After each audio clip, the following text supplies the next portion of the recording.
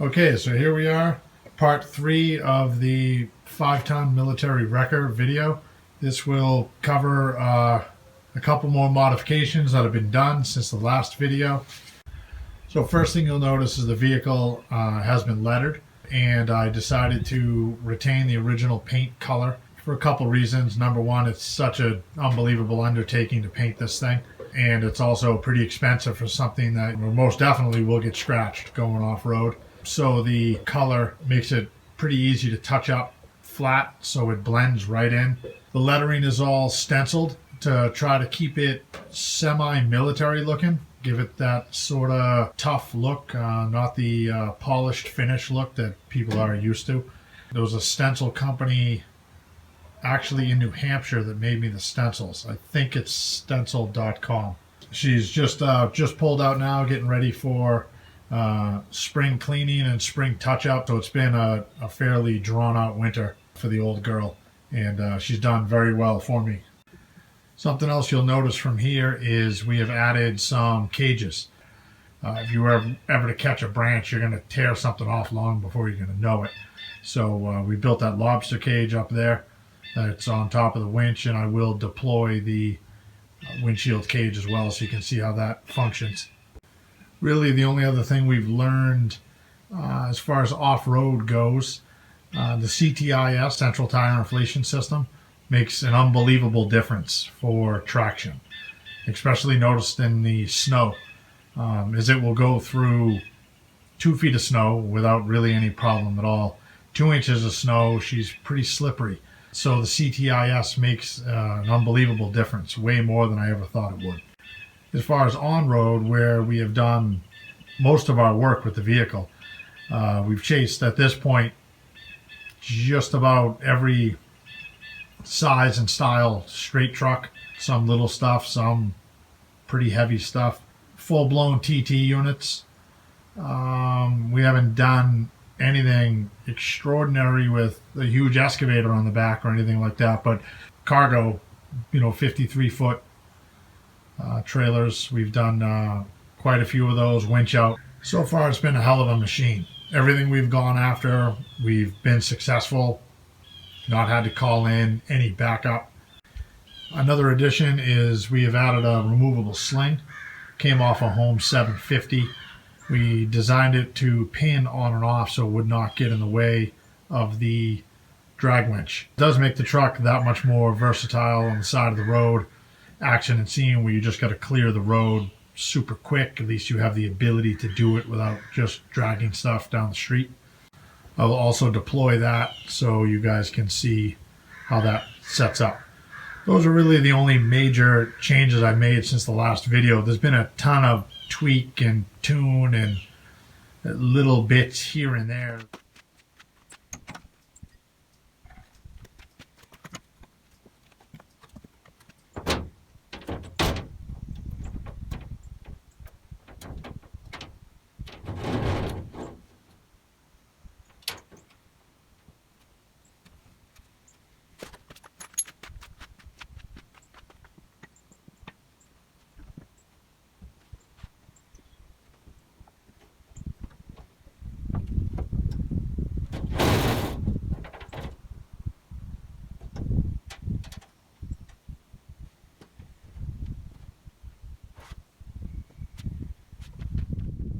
So here we are with the windshield screen deployed.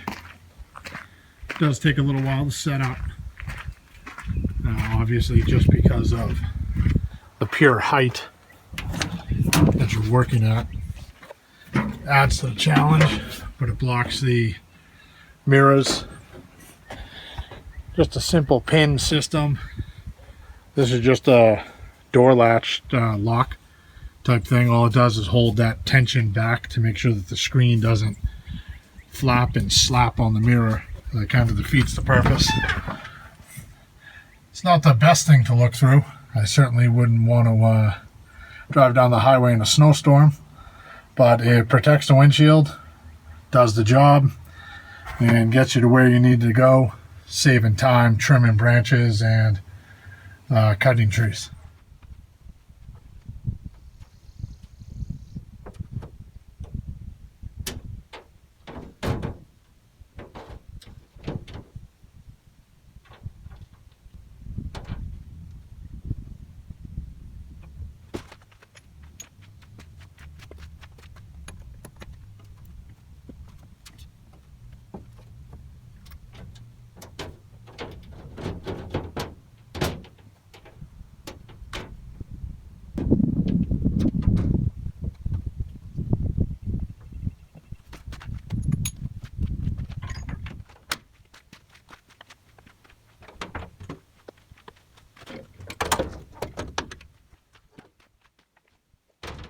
So here we are up on top of the boom with the lobster cage. We made it so it flips up. Extremely easy. Not sure if you saw that. To access the winch, to work on it if you needed to. I'm not sure if I mentioned in the video, this is a pro winch. This came as a kit. It was extremely reasonable price-wise. I don't remember what I paid for it. I want to say it was like 12, maybe 1,300. It's a 20,000 pound, and it has proven itself. It's an animal. It's just as strong as the 20,000 pound winch that came on the boom originally, so it's worked out quite well. So moving on to the sling, you'll see that the sling sits in its own little slots near the spreader bars. Stays out of the way. A little bit of a challenge getting it to not hit the control station when you rotate it. So we took some time making the little slide so it slides into place. You always got to worry about anything you put up there. When you start wheeling hard through the woods, you can't have anything bounce around. If you get out and you won't see it, you rotate the table, and that's how things break. So here's the pins. We pin it on and off, and I will demonstrate that right now.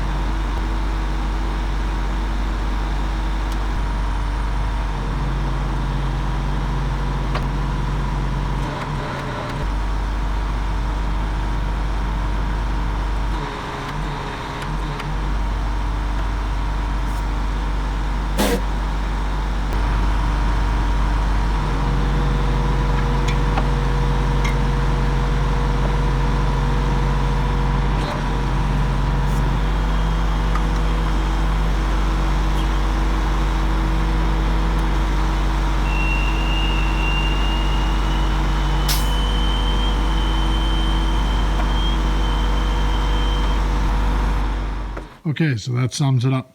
As you can see, the Sling is a bit of a chore. Not something you want to do 5 or 6 times a day by any means. But it works fine for me because the truck is primarily a recovery machine. Anyhow, that's about it for this video. If there's more mods to come, we'll make additional videos. Till then, we will probably have a video coming on this. This is our light duty off-road recovery unit. I won't show you the back now. We'll keep that a secret for the moment. And also, we have this new addition. The MOG.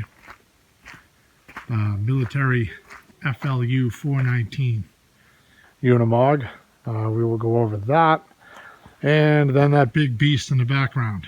That is a weld-built manual body, which I will also do a video on. And that's on a Rio chassis. Until next time, thanks for watching. Take care.